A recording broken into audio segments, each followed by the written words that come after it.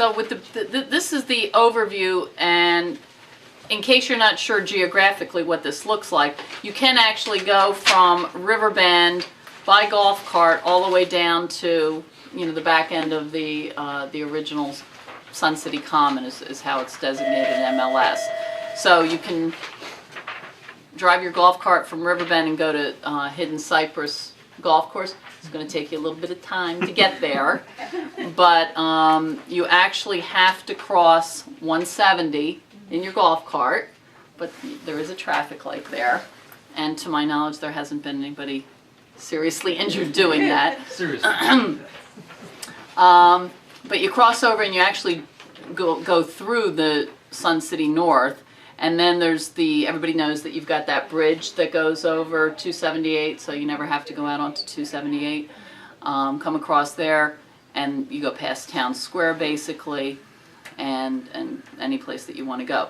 All of this area where we are right now, on Okatee Center Boulevard, that's all accessible by golf cart. That's another big selling feature to the community. So from 278 to 170 is accessible by golf cart. So I tell people, if you live in Sun City, you can go to the doctors. You've got the medical offices at the end of this road at Okatee Center. You've got the outpatient center right over here in the old Pultea admin building. Dr. Farr has opened his practice, eye doctor.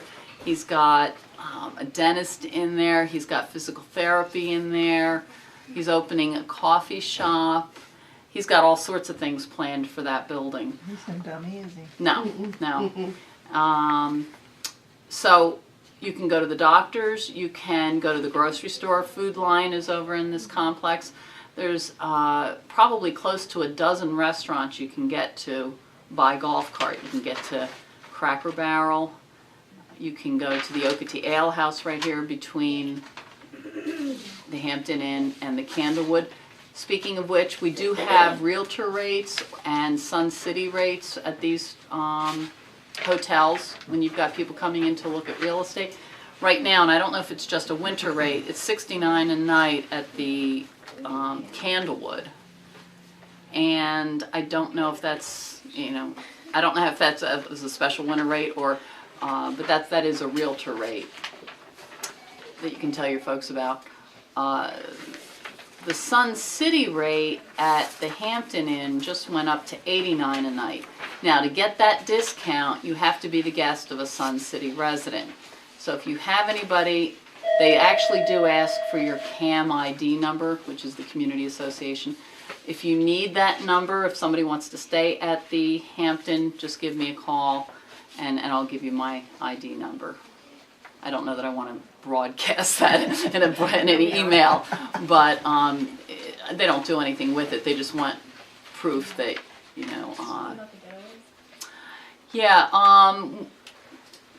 if you have clients who are coming in and possibly interested in new construction, they can come in on, and it's not called the Vacation Getaway anymore, I forget what they're calling it, but I think it's 100, it used to be you stayed 2 nights and got 1 night free.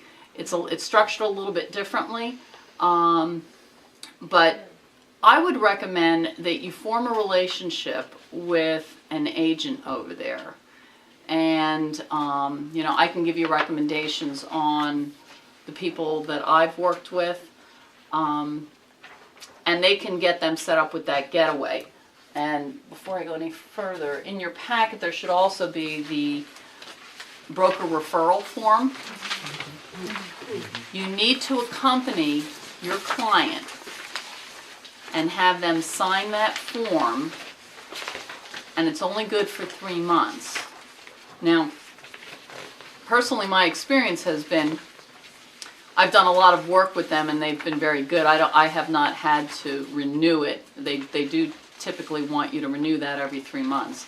But I've got a long-standing relationship with them, and they want this filled out basically to ensure that Pultea's not paying and having these people come in, putting them up, and they now allow you again, they used to do this way back in the beginning, There are several homes now that were model homes that they're allowing people to come and stay in during that 3-day period. So that's a new thing that they started a couple of months ago. So they don't want to pay to bring these folks in, and then while they're here they decide they want to see resales, and then have you show up after the fact and say, well, you're representing them. So they want that signed at the first time the people come in, and that you present it when you come in with your clients. How much is a 3-day thing? You know, I have to verify that with you, because it used to be that it was $79 a night at the Hampton, and it was stay 2 nights and get 1 free.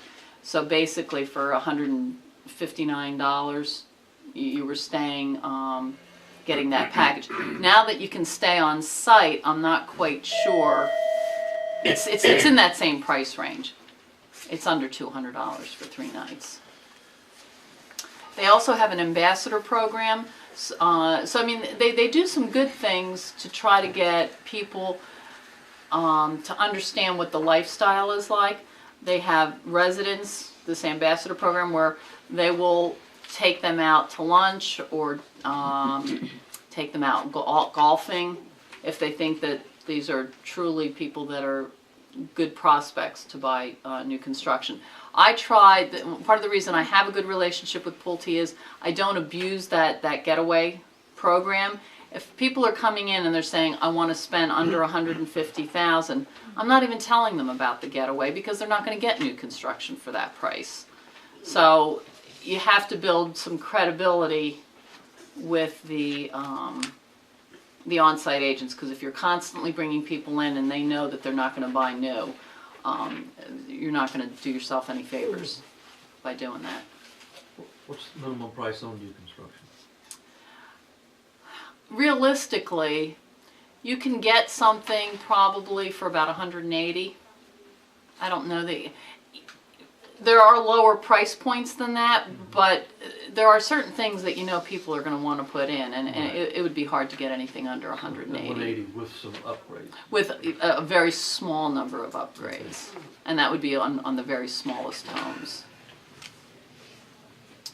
But to talk about touring, I bring people in, I show them Town Square first, and I just go in a circle around Town Square. One thing that I didn't mention, and Do you get out and walk at Town Square? sometimes I do. I know you typically do that, and that's a good thing to do. I very strongly believe in that. I'm just looking to see. I don't remember seeing it on the list. There's also, when you come into Town Square, I go in and I immediately go to the right. I talk about there's a playground there for grandchildren. There's the croquet lawn. You can see the tennis courts, the outdoor pool, the indoor pool, the fitness center at Perrysburg. Then there's a little circle that I kind of go around so that they can see the bocce ball court. There's a covered pavilion where there's lots of picnic tables in there for functions that the clubs and organizations use. That can be rented to outside people, or as a resident you can get it for half the rental price.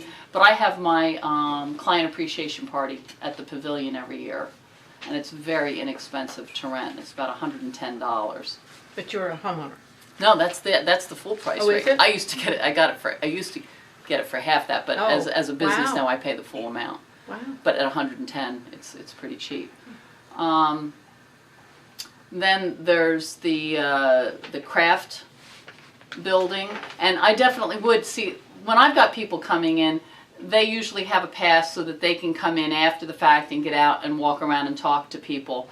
But if otherwise, I would walk them through and let them talk to the residents, because the residents are the best salespeople. People will tell them how much they love living there. Then you've got the social building called Pinckney Hall. That's where the ballroom is, and the resident library where you can pick up a book, drop off a book. And then there's meeting rooms in there. When you continue around the corner behind Pinckney Hall is Magnolia Hall. That is the Performing Arts Center. That is impressive. I do normally get out and take people in to see that. It's stadium-style seating for 540 people. They have outside acts come in. They have the community theater, which is really an active organization. They do 6 or 7 productions a year, everything from musicals to Neil Simon type plays and reviews, dance reviews, everything you can imagine. Some of the outside groups that have been in, Paul Revere and the Raiders were here last year, The Fifth Dimension, the Lettermen have been here twice.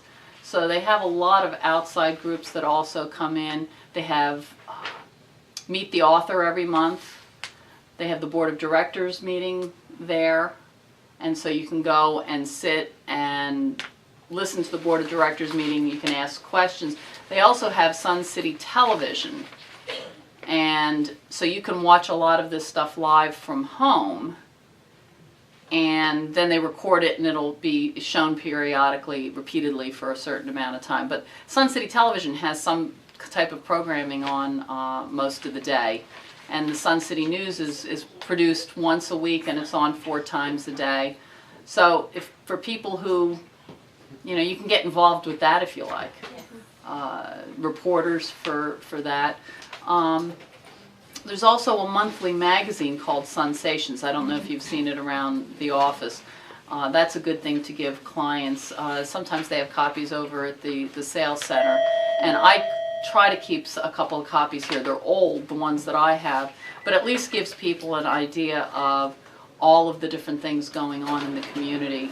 And if you ever need one to give to somebody, just let me know. We have them here. And there's contact names for people that they can talk to if they have a particular interest. There's also boat and RV storage. That is starting to get filled up. So that's on a first come, first served basis, and I'm thinking in the next year or so we may have a waiting list on that, but there is boat and RV storage on site. So after I finish with Magnolia Hall, right across from Magnolia Hall is where the Okatee Creek Golf Course is. It's not where the clubhouse is, but you can see the golf course from there. I continue around, I get back on Sun City Boulevard, and I start heading down towards where Hidden Cypress and the sports park are. On the way there is the nature trail. Now there's nature trails throughout the community, but you will see, and it's marked on the map, it's a little hard to see, it's just that little line that goes from Colonel Thomas Hayward down to Sun City Boulevard. If you're ever going around and you're just trying to familiarize yourself with the community, come around on Colonel Thomas Hayward, park your car there and walk that nature trail. It's really nice. It's an elevated boardwalk, it's just under a mile long, and it's really, really nice. It's very, very popular in the community. They're actually expanding the parking because if you go there in the morning, the parking lot is full and there's cars parked all up and down the street. But it goes all the way from Colonel T down to Sun City Boulevard, and there is a place even on Sun City Boulevard where you can park bikes, so people ride their bikes there and park and walk the nature trail. I always point that out. And then come down, you come to the 4-way stop sign at Red Dam, you take a right, and I show Hidden Cypress, and the outdoor pool, the building, the fitness center in there. They have massage available in there as well, and the golf course and the restaurant. And then I go in the other direction, show them the sports park, the dog park, and the woodworking park. As a resident, there are numerous gates that one can get in. As a visitor, you can only get in through the main gate. But if you're in showing property and you're all the way back here, you do not have to come all the way back out the front. We let you out any gate. We just only let you in one, but you can get out any of the gates. So I have had people not realize they've been all the way in the back and driven all the way back to the front to get out. But you can get out here on 170. The other thing you need to be aware of is 170 is being widened this year finally. It's going to be a 4-lane road So you need to be aware when you're showing any property along this section of 170, there are a number of homes where you've got some significant road noise from 170. I would also just probably touch, because their clients are definitely gonna ask about the Pulte and their stucco issues. Yes. Oh, right, that was on my list. Yes, okay, stucco. There is an issue with stucco in Sun City. Not all homes have the issue. I now require all of my listings, the sellers, to get an infrared inspection done. There are 2 different companies out there doing that. One is $175. The other one I think is about $250. If anything shows up on the infrared is just a qualitative test. It is not a quantitative test. It shows you areas that might have an issue. All you have to do then is submit that report when you get it back from the inspector. If there's anything that shows a possible concern, you submit it to the Pulte warranty department. I've got the email address for that. And they will immediately schedule to come out, and they will actually drill into the house and use a moisture probe to test the under the sheathing. And if there's an issue, Pulte comes out and has been taking care of it. Now, they've been covering this under their 10-year structural warranty, but I will tell you they have been fixing every home. So we had a client who bought a home. We saw absolutely no visual signs of any problem with the stucco, and so we didn't, and nothing was picked up by the home inspector. So at that point, we weren't requiring that people have the inspection done. I will now have people sign something if they say, as a buyer or well, I won't even talk to somebody who's a seller that won't have it done. But as a buyer, I want them to sign off saying that they've refused to have the inspection done, because I don't want anything coming back saying, well, you didn't tell me. But Pulte's been taking care of everything. We had one, it was a cottage. The house was over 10 years old. They had no problem. Pulte came out, and there was one little area over the door that looked suspicious, and they confirmed there was a problem. And they started tearing off the stucco, and they started tearing it off, and they kept going till they found good wood. What ended up happening with that house is it had an alcove, and I'm not sure what was holding up this one column, but when they tore off the stucco, there was there was no supporting wood underneath. It was a combination of things, and so I don't know. There was definitely termite activity, prior. It wasn't existing termite, but it was old termite activity. So whether or not the moisture drew the termites or, the chicken and the egg thing. But Pulte, and when I saw that, I started to panic a little bit, because I was afraid they'd say, there was termite damage here, so we're not going to cover it. But they took care of all of it. They rebuilt the column, and after I saw that, that's when I said, you know what, I'm making everybody get an inspection. If the seller hasn't done the inspection, the buyer needs to. I'm not familiar with it. Is this like a flashing problem or just general quality of construction? All of the above. It's been an issue of improper flashing around windows, vents. It's been an issue of some breach of the Tyvek underneath. It's been a case of, in some cases, there were situations where there weren't enough staples holding the mesh. So what happened with time is the weight of the concrete pulled it away. So you name the problem, and we've had it, and it's been a variety of different issues.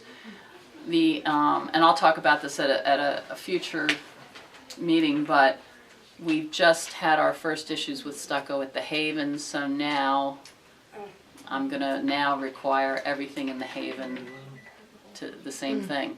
There's a house that Holly just was out there yesterday. The whole side of the house has the stucco off. So I've got listings, I've got buyers out there. We've never ever done anything with the stucco, but now it is, it's now a new issue for the Haven. Why, they have so much trouble with the stucco, why are they even putting it in? Aren't there? They're not anymore. That's what I thought. The new construction, when they started building on the other side, they switched back to hardy plank. No stucco on the north side. And just to clarify on the north side is, Sun City North is not, 278 is not the dividing line. When you come in on the north side,